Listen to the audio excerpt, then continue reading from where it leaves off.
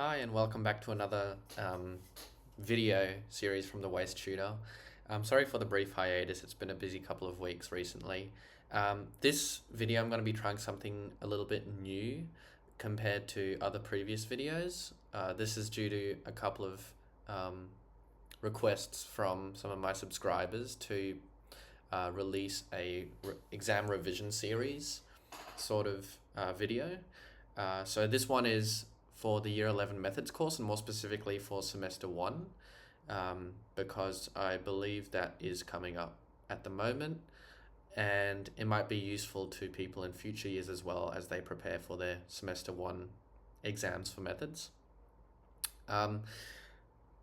Essentially what I want to go over in this video is just skim over the concepts that have been introduced in the first semester, according to the SCARSA syllabus at least. And then I also want to go over a couple of exam strategies, some of the things that worked for me and also why I did them. And then finally, I am going to go over a couple of exam questions, so you kind of see the thought process that's involved with answering different types of questions in an exam. So I'll just get straight into it. Okay, so in this video I'm going to use OneNote to do most of my stuff, mainly because it's an easier way of just writing out notes on a large amount of topics.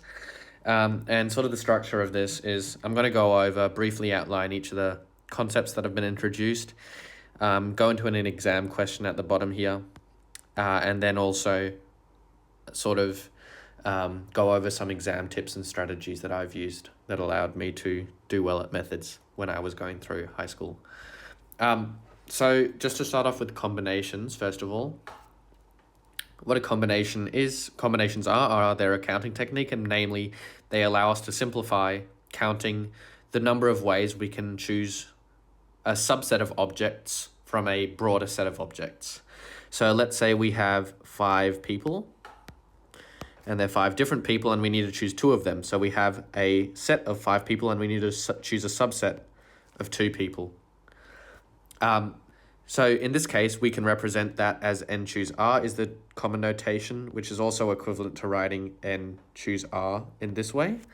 And in this case, we're choosing from a set of 5 people and choosing a subset of 2 people. So we have 5 choose 2 people we're choosing.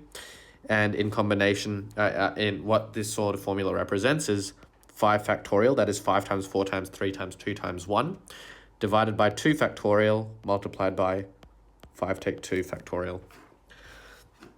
So this is also given on your formula sheet. This formula over here is given on your formula sheet, so you don't need to worry about memorizing that.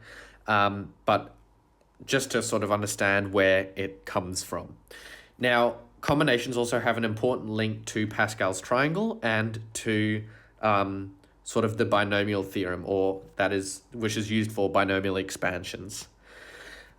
So Pascal's triangle is this, where each entry is equal to the sum of the 2 entries immediately above it, like this, and so on and so forth. And so if we look at it and dissect it, what Pascal's triangle is actually kind of comprised of is sort of a pyramid of combinations. In this case, we have n equals 0. This is the n equals 0 row, n equals 1 row, and so on and so forth. This is the r equals 0 column, the r equals 1 column.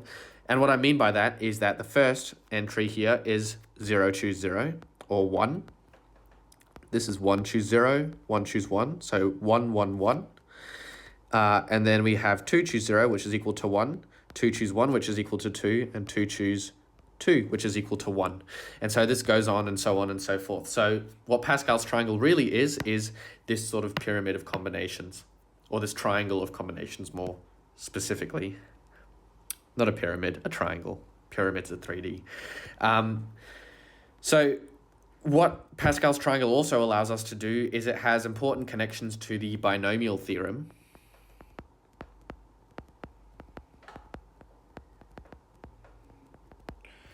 And what the binomial theorem is is essentially it tells us that if we have x plus y, this is a binomial, an x plus a y to the power of n, then that expansion is going to be n choose 0 of x to the power of n times y to the power of 0 plus n choose 1 x to the power of n minus 1 y to the 1, and so on and so forth until we reach kind of our n choose n minus 1 of x to the 1 y to the n minus 1 plus n choose n x to the 0 y to the n. And if you notice, these sort of coefficients correspond to the n equals n row of Pascal's triangle. And if we think about the binomial theorem and what it kind of represents is this, in a binomial, essentially what we have is we have an x plus a y multiplied by an x plus a y n times, right? That's what this to the power of n represents. So this is n of these binomials. Now, if we take all of these binomials and we let r be the number of y's that we choose. So in this case, we might choose a y here. So in the first case, we choose 0 y's, and so we have n choose 0. And as a result, we choose all x's and 0 y's. In this case, we choose 1 y, so we have n choose 1. We choose one of these y's out of all of these. We could choose the first y, the second y, all the way up to the nth y, potentially. And so as a result, we get this sort of combination representation. In this case, we choose a y in every single cell except for one cell. And in this, we choose a y in every single cell. Now, notice as well that this is going to be symmetric, and that's one of the properties of Pascal's triangle, namely because choosing one object is the same as not choosing n minus 1 objects. So these two are going to be equal, and equally, these two are also going to be equal. Choosing 0 objects is the same as choosing all of the objects at the same time. So that's kind of combinations and Pascal's triangle, as well as the binomial theorem, kind of briefly gone over. Now, when we come to events and sets, we have set language to represent events occurring. Generally, we represent them with capital letters, like an event A. Now, the complement of an event is the opposite of that event occurring. So if we let A equal the event that it rains, then the complement of A, which is A bar, or A with this sort of apostrophe here, is it does not rain. Okay. Now, one of the other things is as well is sort of relationships between events. If we're looking at the intersection of two events, this is the case where it's true, it holds for both of the events occurring at the same time. So kind of the way that we represent this is we can represent A like this, and we represent B in this way. Now, the intersection is only where both of those shade something. So in this case, A intersect B would only refer to this component. In contrast, if we're looking at unions of events, an A and a B, then whatever we shade A here, and we shade B here. In this case, the A union B refers to all shaded bits. So the A union B in this case would be this whole component here. So that's A intersect B and A union B. Similarly, we can kind of do the same thing for 3 sets, although it gets a little bit more complex. But anyway, mutually exclusive events look like this: A and B. Okay, they have, more specifically with mutually exclusive events, A intersect B is the null set. There is nothing that is contained within A that is also contained within B. Cool. Now, yeah, when it comes to probability, we have the probability scale. It ranges from 0 to 1. If the probability of an event is 0, then it's impossible. And if the probability is 1, then it's certain. Now, when we're looking at complements, hopefully this makes intuitive sense to you. the probability that an event does not occur is 1 minus the probability that the event does occur. This second thing is referred to as the inclusion-exclusion principle, and how it's derived is if we look at A and we look at B here, if we wanted to find the probability of A union B, that would be this component here. And to do that, we can consider adding A plus B. But the problem if we do that is we count this middle section twice, so we need to subtract it once. And that's how this sort of formula comes about. That last bit, relative frequencies, that's basically just from a frequency table. And if we have like a number of frequencies in each table entry, to find the probability of choosing a particular category, we just divide this specific entry by the total number of entries that are possible. So that's just going over that relatively quickly. Now, conditional probability. This kind of is the language of if choosing A, the probability of an event occurring given another event has occurred. So like, for example, let's say what's the probability that it rains tomorrow given that it rained yesterday? What's the probability that it rains tomorrow given that it rained today? And the way that we represent that is by PA given B, okay? Let's say in this case, A is the event that it rains tomorrow, and B is the event that it rained today. Then this sort of mathematical representation reads as the probability that it rains tomorrow given that it rained today. Okay, this is what conditional probability refers to. Okay, so to see how we get this formula here, it's kind of worth understanding what mathematically on a Venn diagram conditional probability represents. So if we have an event A here and we have an event B here, and we're trying to find the probability that event A occurs given that event B has occurred, then essentially what we're looking at is the subset of B that is within A. That is this bit here. So the probability of A intersect B is that component of A where B has also occurred. So if we're trying to find the probability of A occurring given that B has already occurred, that would be the A intersect of B, the probability of that, divided by the overall probability of B occurring. And if we rearrange this formula, we get P A intersect B is equal to P A given B times the probability of B. Okay. All right. On to independent events. What independent events are conceptually are events that have no influence on each other. So, for example, if I go for a run today, that would be an event that is, I guess, independent to the probability that a meteor collides with Earth tomorrow. Okay, so those two events are considered independent because whether one event occurs doesn't have an influence on whether another event occurs. And the way that we kind of represent that mathematically is the probability of an event A given B is equal to the probability of A.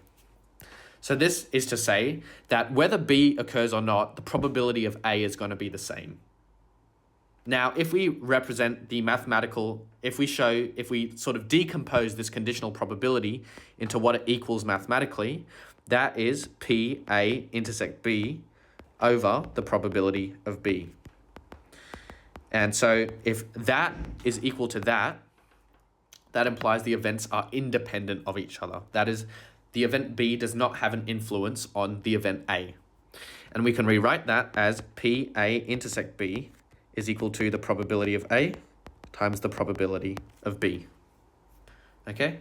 So if this statement holds and probability of A times probability of B does equal the probability of A intersect B, then that implies that the two events, A and B, are independent of each other. They don't have an influence on the probabilities of each event occurring. Okay? So that is independent events done. And then the relative frequencies, that's a similar sort of thing. So now that I've gone over briefly all of the concepts related to the counting and probability unit, this is a very, very rough overview, and I've gone over it very quickly. I'm just going to go over sort of an example question that we might have. So in this case, we're asked, what are the number of possible combinations where 4 students must be chosen from a small class of 6? Okay, so this already tells me that my n is equal to 5 and my r here is equal to 4. So I am choosing, this is a 6. My n is equal to 6 and my r is equal to 4. So here I have 6 choose 4 different possible combinations. If I substitute in my combinations formula, that becomes 6 factorial over 4 factorial multiplied by 6 take 4 factorial, which is 6 times 5 times 4 factorial over 4 factorial, 2 factorial. And so that is going to be equal to 30 over 2 or 15. Okay? So the number of possible combinations is 15 in this case. Now, if we wanted to find the coefficient of the x squared term, in the case of this, then we can use sort of the binomial theorem. In this case, the squared indicates that we've chosen an x twice out of the 3 binomials that we have here. Okay, so we have x plus 4, x plus 4, x plus 4. Now, if we have x squared, that means we've chosen x in 2 out of the 3 cases, right? Yep. And then we have the x squared, and then we multiply that by 4. Now, if we evaluate what 3 choose 2 is equal to based on our Pascal's triangle, this is our n equals 0 row, n equals 1 row, n equals 2 row, n equals 3 row. This is 3 choose 0, 3 choose 1, and 3 choose 2. So that's equal to 3 times x squared times 4, which is 12x squared. Okay, so the coefficient in this case is going to be 12. Now, in this case, we've got to the power of 6. So we have, we're trying to find the coefficient of the x squared term. That indicates again that we choose the x twice. So in this case, we have 6 choose 2. We choose the 5x term twice, which means we choose minus 2 4 times. If we look at Pascal's triangle, we have 1, 1, 1, 1, 2, 1, 1, 3, 3, 1, 1, 4, 6, 4, 1, 1, 5, 10, 10, 5, 1, 1, 6, 15, 20, 15, 6, 1. And so this is the n equals 0 row, n equals 1, n equals 2, 3, 4, 5, 6 row. 6 choose 0, 6 choose 1, 6 choose 2. So this is equal to 15 times 25x squared. And then the negative 2 to the power of 4 is 16. And so in this case, my coefficient is going to be 15 times 25 times 16. And what that is equal to is 6,000. So in this case, the coefficient of the x squared value would be 6,000. And so that's how I would answer one of these sort of example exam combinations questions. Okay, so moving on to functions. Essentially, yeah, the methods course just goes over a range of different sort of basic functions and then interrelations and functions more broadly in terms of like the general function. Lines, I think, are relatively straightforward in comparison to the rest of them. They have 2 components. They have a gradient, which is the slope or gradient, and it's kind of defined as rise over run. You can define a line by any 2 points because only one line can pass through 2 points. And if you let this one be x1, y1, and you let this one be x2, y2, then you can kind of calculate the gradient by the difference in the y's over the differences in the x's, which is the rise over run. So y1 take y2 over x1 take x2, or vice versa. So y2 take y1 over x2 take x1 also works.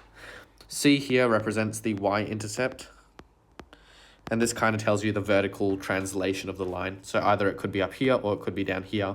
These have the same gradient, but they have a different y-intercept C. Some of the important things that you need to consider when you graph a line are you get the right gradient, you get the right y-intercept, and also you get the right x-intercept. So that's what it means with intercepts here.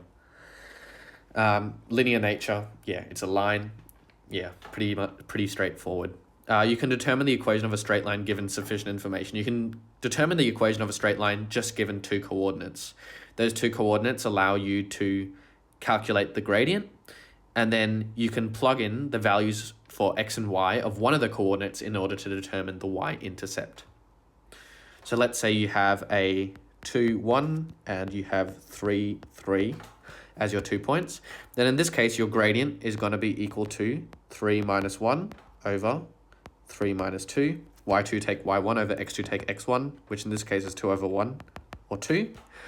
And then you know that your line is going to be equal to 2x plus c. You can plug in your 2, 1 or 3, 3 if you want to. And then you get 2 plus c, 1 equals 4 plus c, hence c is going to be equal to -3. And you end up with y equals 2x, take 3. So you will have a gradient of 2 and a y-intercept of -3. And that's lines done. Now, quadratic relationships generally involve degree 2. And what I mean by degree 2 is the power of x. So the largest power of x is x squared. Now, when you're dealing with the most basic quadratic relationship, it's y equals x squared. But when you add more components to it, you get something like this or this. And importantly, these sort of different forms have different names and they tell you different things about the quadratic function. So the first example is the general function or the standard form, the general sort of quadratic equation or form, and that is y equals ax squared plus bx plus c. And here, the main thing that this tells you is the y-intercept of the quadratic. If you want to convert it to turning point form, you are going to need to do something called completing the square, and you end up getting something like a h take k squared plus k.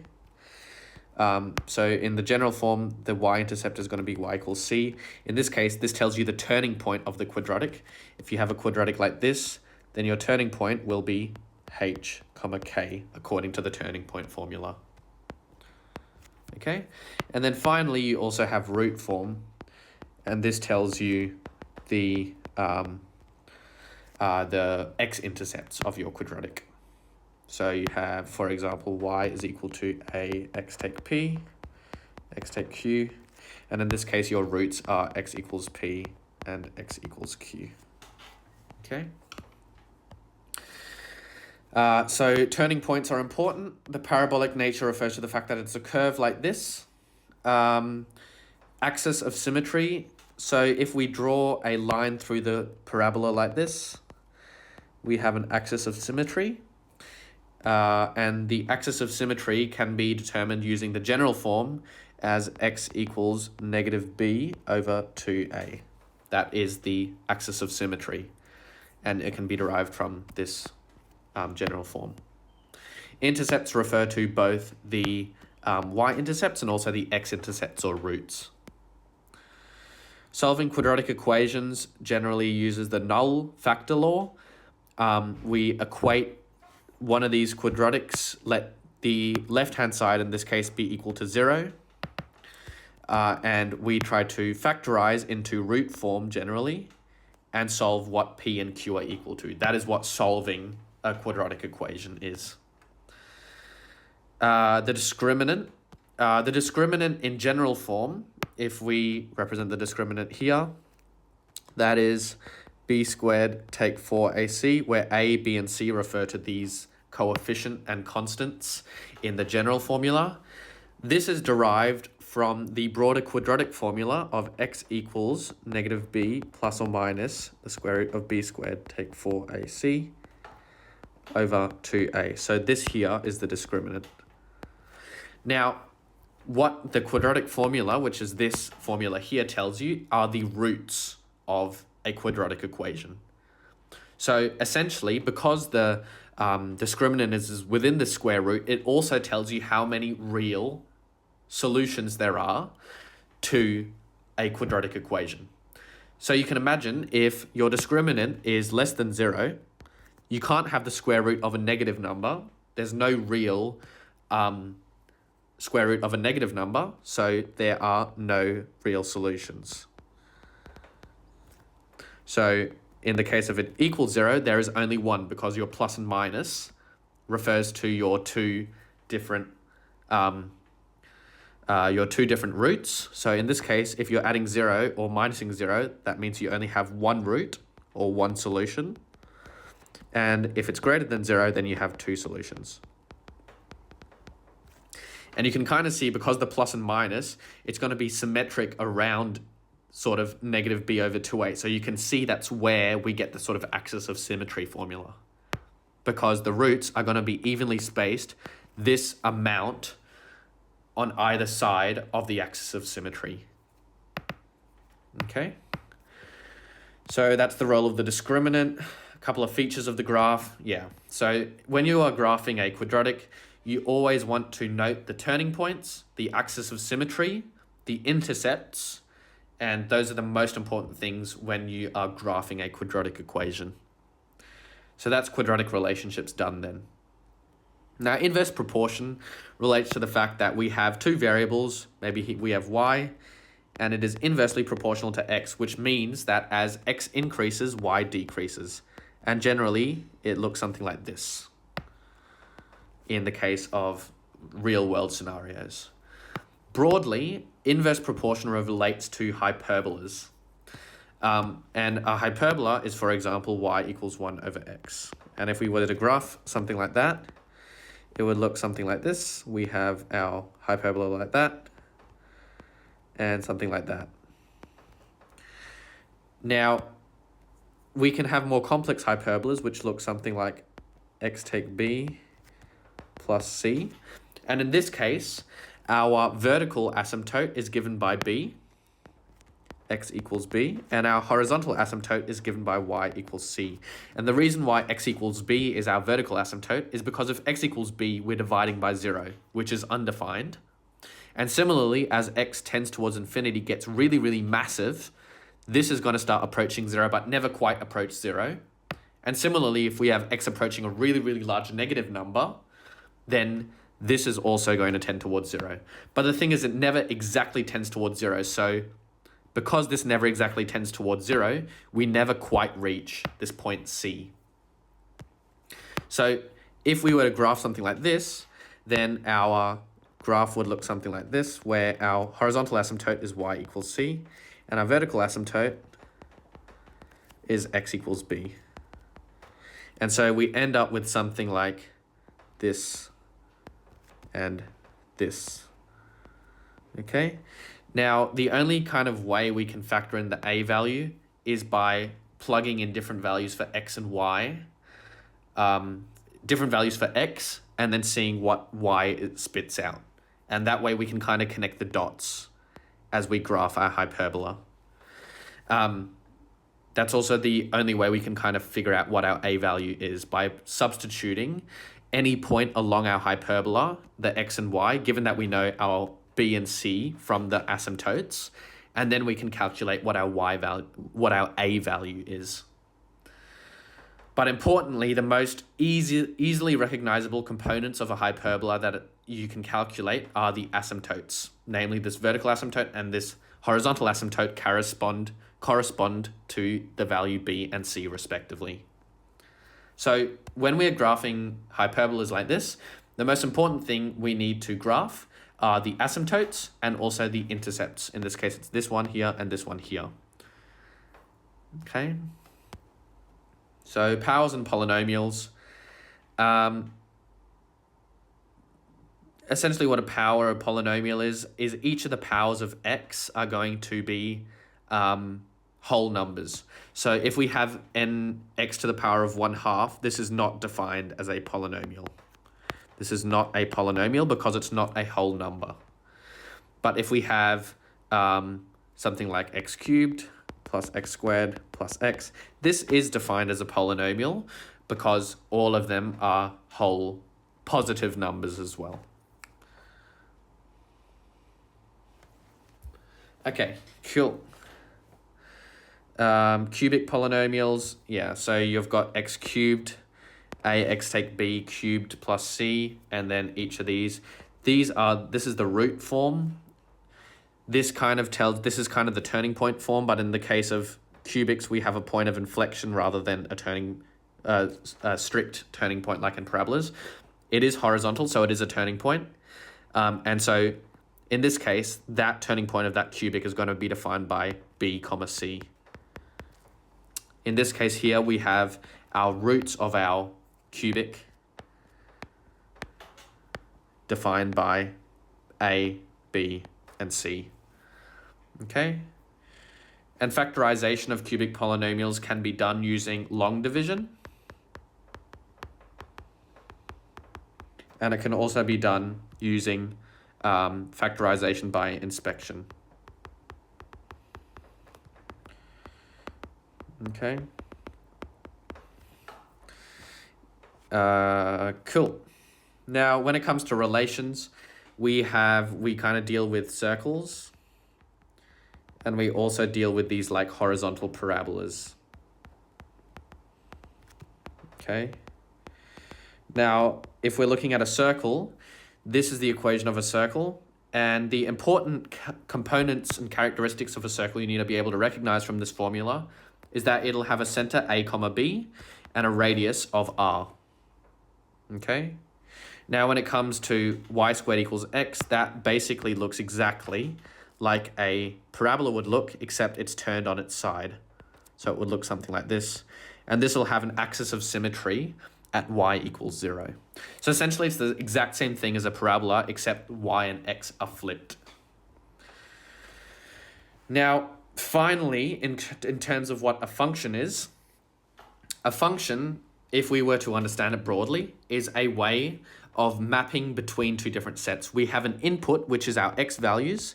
It goes into this magic machine, which is our function of x, and it maps it out onto a corresponding value for y. Okay, so function notation is this sort of notation of f of x. A function of x is whatever it is, and it involves doing something to x. Functions are going to have a domain and range. For example, if we consider the function y equals f of x, where f of x is equal to root x, in this case, this is naturally restricted by the fact that x has to be greater than or equal to 0, because we can't have the square root of a negative number. And additionally, this is always going to spit out positive values of y. So our domain in this case is greater than or equal to 0, and our range in this case is greater than or equal to 0. Cool. So the graph of a function is that mapping of x onto y values, what that kind of corresponds to. Translations of graphs. This is a vertical translation, a units up. This is a horizontal translation, b units to the right. This is a vertical dilation by a factor of c, and this is a horizontal translation by a factor of 1 over d. So one of the things I want to note, especially in the case of where you have things in brackets, is that here and here, you kind of have the opposite effect to what you'd expect. If you're minusing b, you'd kind of expect it to go to the left, but in this case, it shifts in the positive direction to the right. And similarly, if you're multiplying by d, what actually happens is you have a sort of compression inwards by a factor of dy instead of an expansion outwards. Functions and relations are distinguished by the vertical line test. So a function has an input and it can map only onto one and only one output. In the case of a relation, we have an input, and when it goes into our magic box, it can go out into more than one. So as an example, if we look at our circle, we have a value for x here, which is maybe -3, and that maps onto this value here, but it also maps onto this value here. So we've got an x value mapping onto two different y values. So this is a relation rather than a function. And the way we can distinguish between a function and a relation is by the vertical line test. If my vertical line cuts the relation at 2 points, then it's a relation rather than a function. Whereas if it only cuts at 1 point, any point along that function, it is a function. Now, we can have two values converge to one function. For example, if we have a quadratic here, then this bit here has the same y value as this bit. But importantly, each x value corresponds to one and only one y value.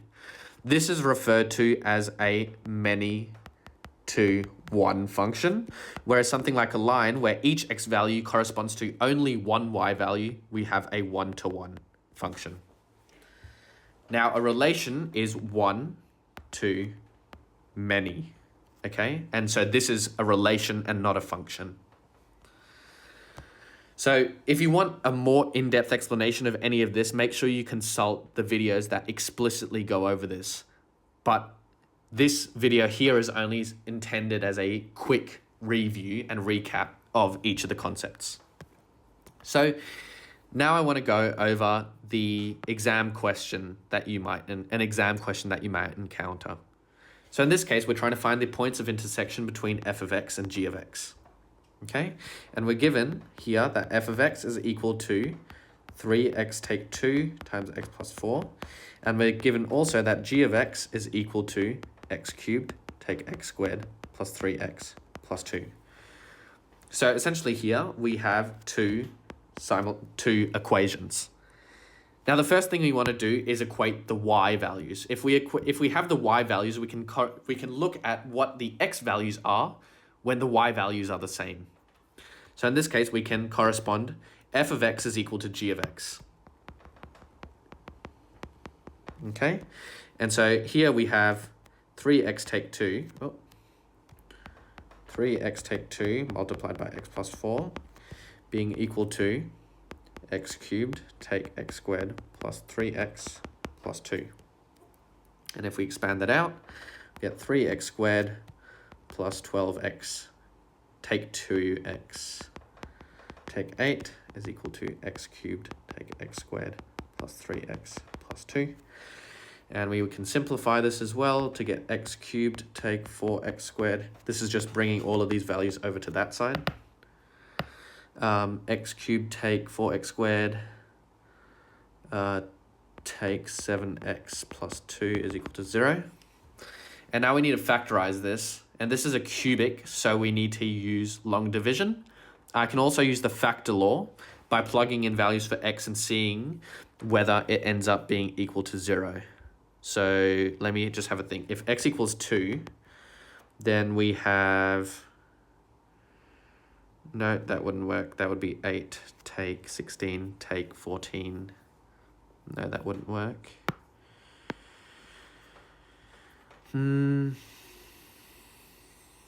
Oh, sorry, this is wrong here.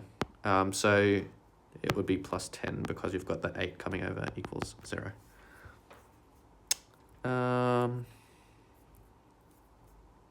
So if we have x equals 1, then in this case, that would be corresponding to 1 cubed is 1. Take 4 times 1 squared is 4. Take 7 plus 10, and that equals to 0. So based on the factor law, we then know that x minus 1 is a factor of this. Now, from here, we can go one of two ways. We can go factorize by inspection by writing something out like this.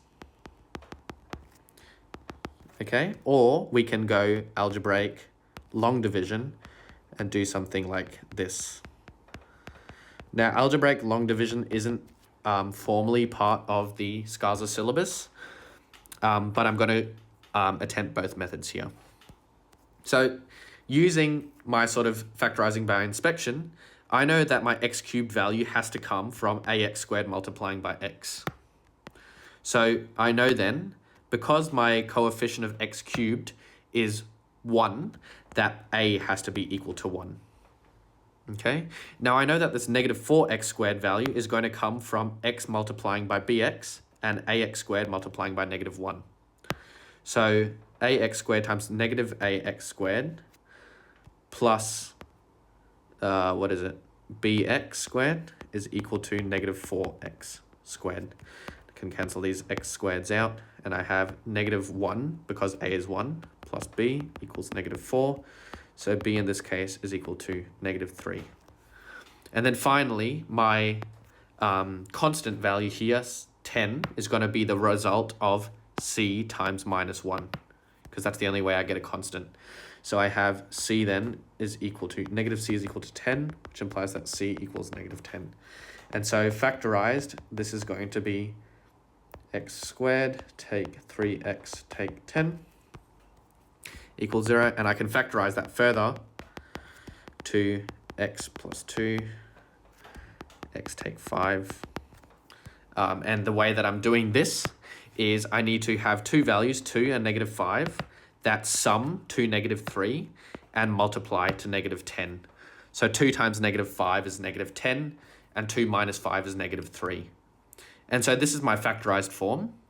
Okay, and I've figured out that my points of intersection are at x equals 1, x equals negative 2, and x equals 5. And then I also need to look at what the corresponding y values are. If I use my algebraic long division, x take 1 goes into x cubed, x squared times. So I can write this out as x cubed take x squared. Subtract the 2 from each other, I get negative 3x squared take 7x plus 10. Then I get negative 3x, x take 1, negative 3x squared plus 3x, negative 10x plus 10, and I get negative 10, x take 1, negative 10x plus 10 to 0. And so I end up again with x take 1 multiplied by x squared take 3x plus 10 is equal to 0. Now, you might want to choose one method over the other because you think one works better than the other. Personally, I always preferred algebraic long division, but I know others prefer factorization by inspection.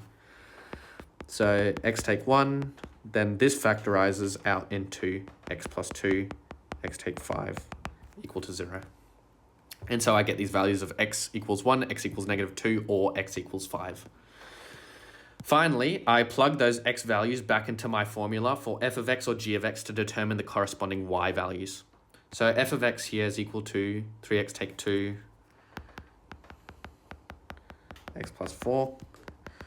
So if I want to calculate my corresponding y values, in the first case, I plug in x equals 1. Plugging in x equals 1, I get 3 times 1 take 2 is 1. 1 plus 4 is 5. So 5. In the next case, I get negative 6 take 2, 2. Negative 8 times 2 is negative 16. And then I get f of x equals 3 times 5 is 15 take 2. And then I have 5 plus 4 is 9. So I get 13 times 9. And 13 times 9, if I use a calculator, is 117. So my points of intersection then are 1, 5, negative 2, negative 16, and 5, 117. And those are my points of intersection between f of x and g of x then. Okay, so this is a 7-mark question. It is quite a bit of working and it's one of the more difficult ones, and that's also why I chose it. But I hope this sort of makes sense, and if you do want to go over the concepts that I've introduced here in a bit more detail, make sure you check out my video on polynomials. in the video series. But that's functions and graphs done. Okay, so now moving on to trigonometric functions. Sine, cosine, tangent. So the way that we have understood sine, cosine, and tangent is with relation to a right angle triangle. And we use SOHCAHTOA to do this, right? Where if we have an angle here, theta, this is the opposite side, this is the adjacent side, and this is the hypotenuse. And sine is defined as the ratio of opposite over hypotenuse. So sine theta equals the opposite side over the hypotenuse, cosine equals the adjacent side over the hypotenuse, and tan equals the opposite side over the adjacent side. However, if we want to expand our definition beyond the triangle into angles larger than 90 degrees, we need to expand our definition of sine, cosine, and tan. So if we look at a unit circle where the hypotenuse is equal to 1, then sine of our angle in the unit circle is just going to be equal to the y-coordinate of where it intersects with the unit circle, because opposite over hypotenuse, where hypotenuse is 1, is just opposite. And for cosine, it's just going to be adjacent, because adjacent over 1 is just adjacent. And so we can extend our definition of sine, cosine, and tangent according to the unit circle definition. Just when it comes to tan, what tan is equal to is the extension of that line to a tangent drawn to that circle. Okay? Periodicity refers to the fact that if we rotate 360 degrees, we're going to get the same sine, cosine, and tan values. Another thing we should note with the unit circle is the symmetry of it. So if these two angles are equal to each other, then our sine values are going to be the same because the y values are the same. Whereas our cosine values are going to be the negatives of one another. Okay, so we have the thetas and thetas equal there.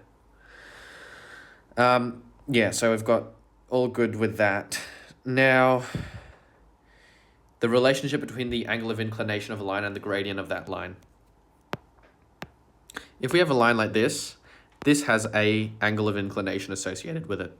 We also know that our gradient is given by rise over run. Now we do know one thing that kind of is rise divided by run, and that's tan theta. Tan theta is equal to rise over run. That's the relationship between the angle of inclination of a line and the gradient. The gradient is equal to tan theta. So that's 1.3.3 done. Now the cosine and sine rules, I'm not going to establish how they're derived. That is something you can look at in your textbook. But broadly, the sine rule is sine A over A is equal to sine B over B is equal to sine C over C. And you can also write that as A over sine A equals B over sine B equals C over sine C. Where if we look at a triangle like this, we have A, B, C, and A refers to the one opposite the corner A, B is opposite the corner B, and C is opposite the corner C, capital C that is. So we have the sine rule here. Now the cosine rule, in this case, if we use that same triangle, is C squared is equal to A squared plus B squared, take 2AB cosine of capital C. So C squared equals A squared plus B squared, take 2AB times cos C, or this angle here. So that's the cosine rule. And now finally, the area of a triangle can also be given by 1/2 AB sine capital C. So AB times sine of capital C. So that is the cosine and sine rules done, and the unit circle definitions of trigonometric functions done. Now, when it comes to circular measure and radian measure is a circle-based measure for angles. And more specifically, 1 radian. Radians are kind of given by, if we look at something like this, a radian is given by the length of this arc, length over radius. So our number of radians is equal to the length of the arc divided by r. And this kind of leads us to all sorts of unique properties with radians that we can use. We can calculate the length of the arc very quickly if we multiply the radius by the angle in radians. We can also calculate sectors very easily like this, and also segments, which refers to this sort of component as well, very easily. Okay. There are also ways of doing it with degrees, but those are slightly more complex, and I would refer to the video on circular measure to just have a look at that. So I've defined the unit circle definition of sine, cosine, and tan. Another thing is exact values of sine, cosine, and tan. So the important things you need to know are you want to be able to determine the exact value of cosine at pi on 6 or 30 degrees, pi on 3 or 60 degrees. You want to know cosine, sine, and tan at 45 degrees or pi on 4, and also 90 degrees and beyond, pi on 2 or 90 degrees and beyond. To do that, I would just think of my God triangles. 1, 2, root 3. This is an equilateral triangle of side length 2 that's been sliced in half. This is pi on 3 or 60 degrees based on the fact that it's equilateral. Sliced in half indicates that that's pi on 6. And we have 90 degrees. Then if we're looking at our equilateral, isosceles, triangle, because they have the same lengths, this is pi on 4 and pi on 4, or 45 degrees, and that. And so from this, based on our SOHCAHTOA, we can very easily see what the exact values of sine, cosine, and tan are. Sine, pi on 6, is going to be opposite over hypotenuse, or 1/2. So sine pi on 6 is 1/2, or sine 30 degrees is 1/2. If you want to write these God triangles in terms of degrees rather than radians. But I would recommend you get used to using radians.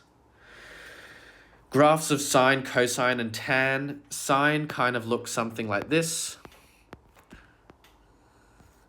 And that is based on the unit circle because it starts at an angle of 0, your y-intercept is 0, gradually goes up to 1 at 90 degrees, back to 0 again at 180 degrees, and then down to -1 at 270 degrees, and then back up to 0. Now cosine looks something like this, and that is because at the start, you're at 1, gradually decrease to 0 for your x value, to -1 here, then you're going back to 0 here, and then you go back up to 1 there. Okay? And so you have your sine and cosine. Now finally, with your tangent graphs, what these kind of look like is something like this. Okay, and so if we look at our sort of graph, we have our tan line here. At the start, we can see that that corresponds to 0, so we have 0 here. And then as we gradually get here, we go perpendicular, so we end up tending towards infinity. Once we cross over the 90-degree line, our extension of our tan graph kind of goes down towards negative infinity, so we go down here before we gradually rectify and get back to 0. And then we go up towards positive infinity again, and so on and so forth. So that's kind of how that works. Now, the important thing to note with tan is that the period in which it repeats itself is 180 degrees rather than 360 degrees. You can see these two things I've boxed are the exact same as each other. So it repeats after 180 degrees rather than 360 degrees. Now, when it comes to amplitude changes, we have our A values here. So essentially what that does, if we have an A equals 2, then we're stretched out by a factor of 2 like this. For sine, A sine, same sort of thing with cosine. The period stays the same, and so on and so forth. In this case, this is a period change. Let's say B equals 2.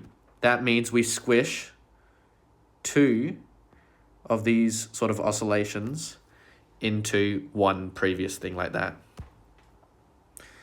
And similarly here, we have 2 if B is equal to 2.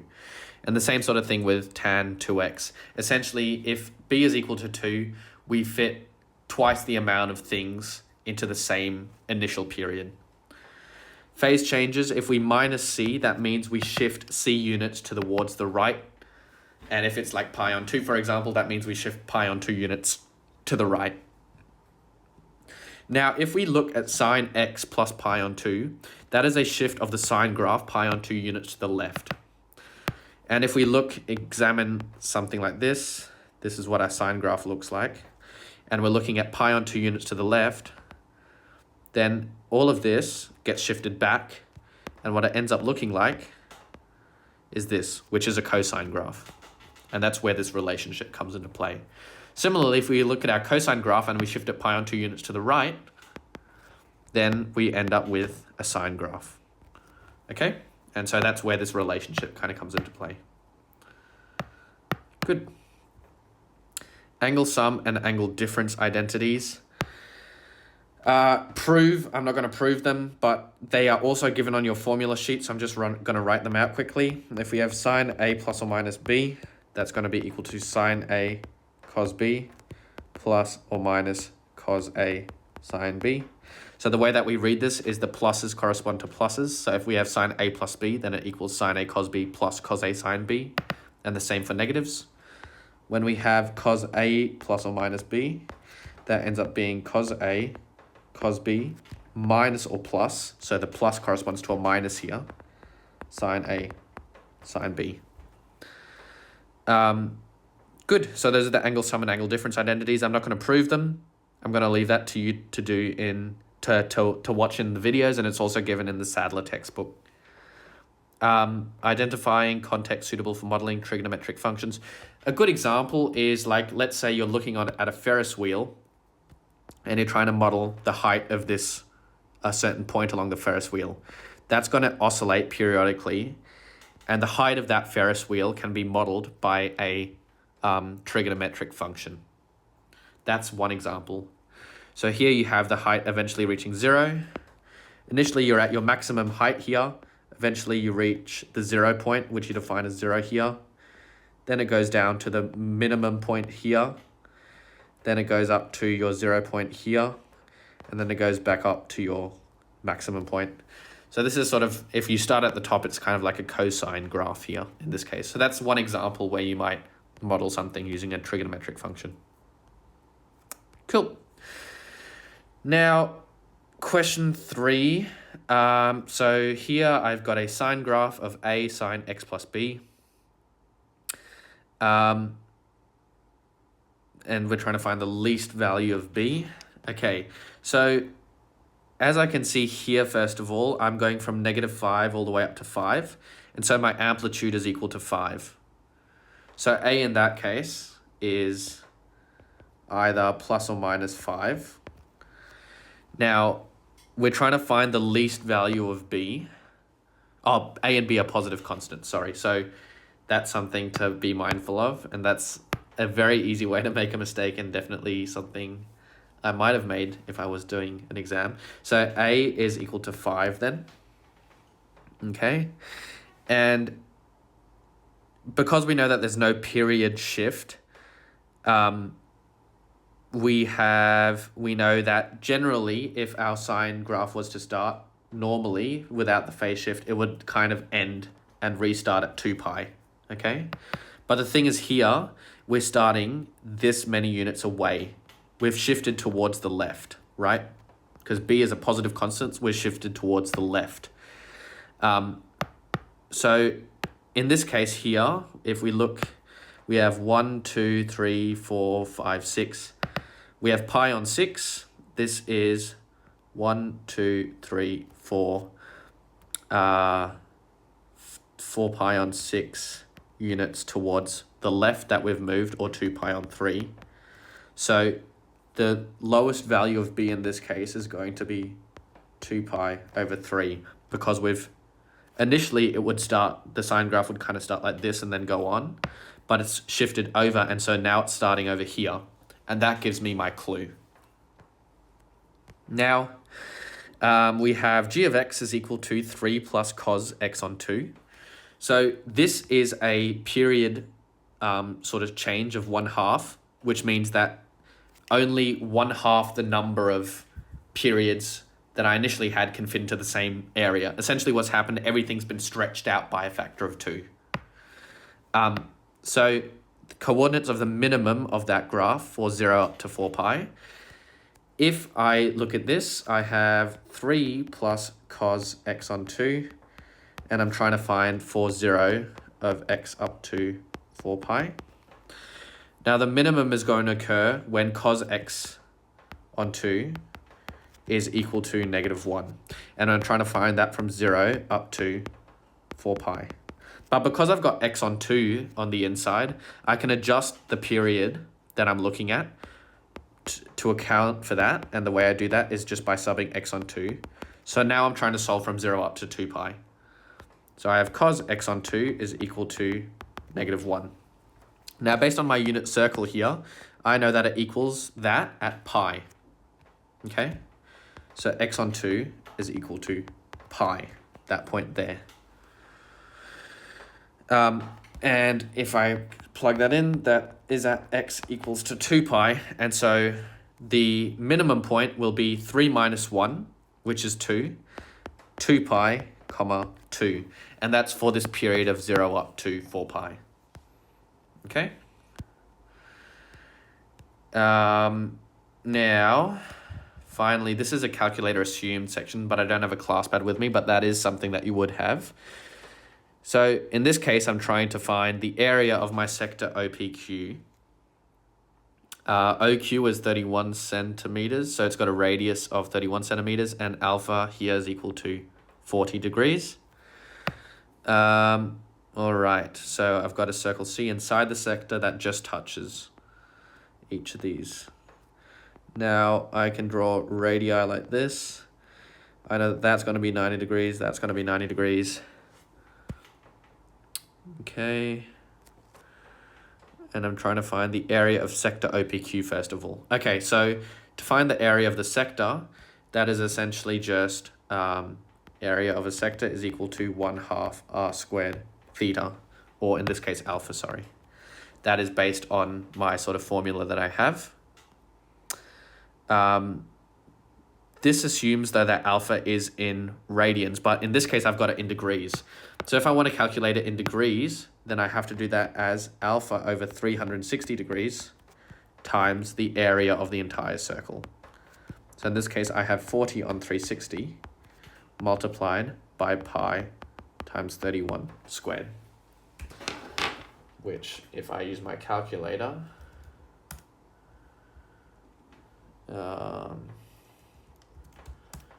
whoops, 4 divided by 36 times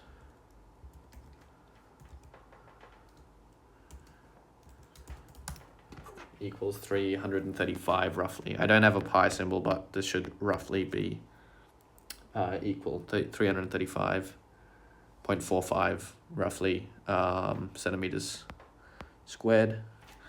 Okay, that's to 3 sig figs. Maybe usually you want to kind of do it to 2 decimal places, but whatever. Okay, show that the radius of circle C is 7.9 centimeters, correct to 1 decimal place. We can kind of draw out a line like this, and we get something like that. Okay, and we know that this is going to be 20 degrees. And we know that this is the radius of the circle here. Now this entire length here is going to be 31 centimeters. That's R. So this length here, the hypotenuse of this triangle, is going to be 31 take R. Okay? And so we end up getting sine 20 degrees is equal to R over 31 take R. And if we solve this for R, we get R is equal to 7.9 centimeters, correct to 1 decimal place. Now finally, if we want to determine the area of the shaded region, that essentially just involves subtracting the area of my circle away from the area that I calculated earlier. So the area of my circle in this case is going to be pi times 7.9 squared, which is equal to 196 centimeters squared.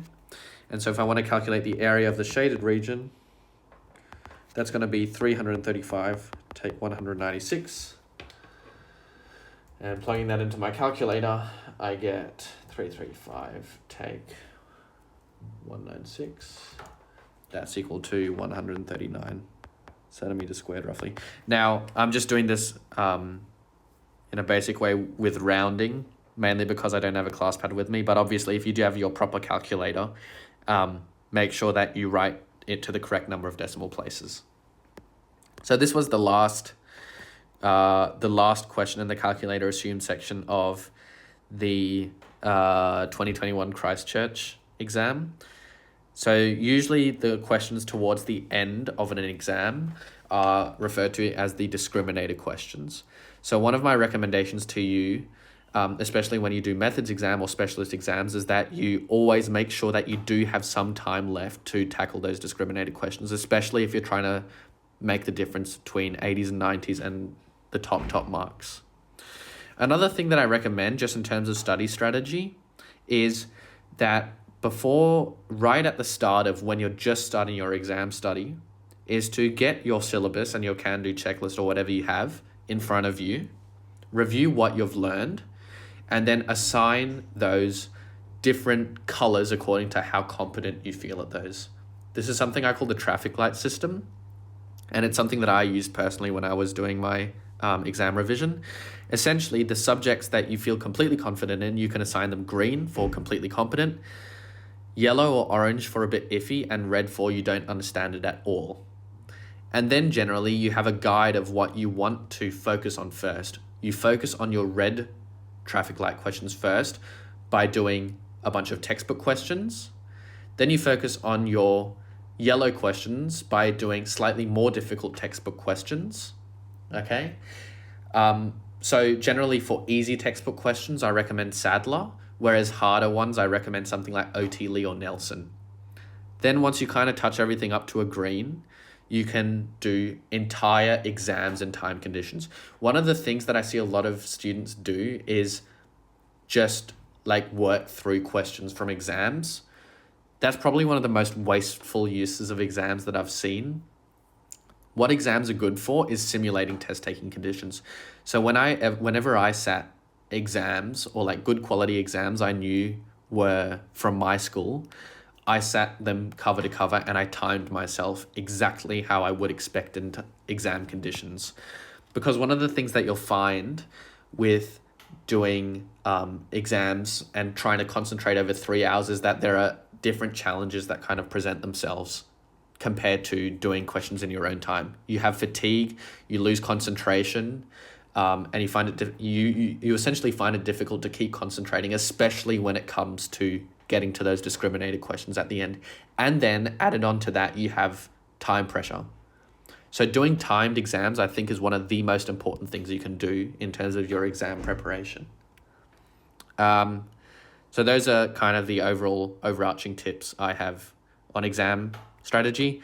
I have skimmed over these topics very, very quickly. So if you do need to review any of them, make sure you check through my more in-depth videos in the video series, or also just try exam questions and textbook questions from the relevant textbooks chapters. But so that's my first semester exam revision review series done.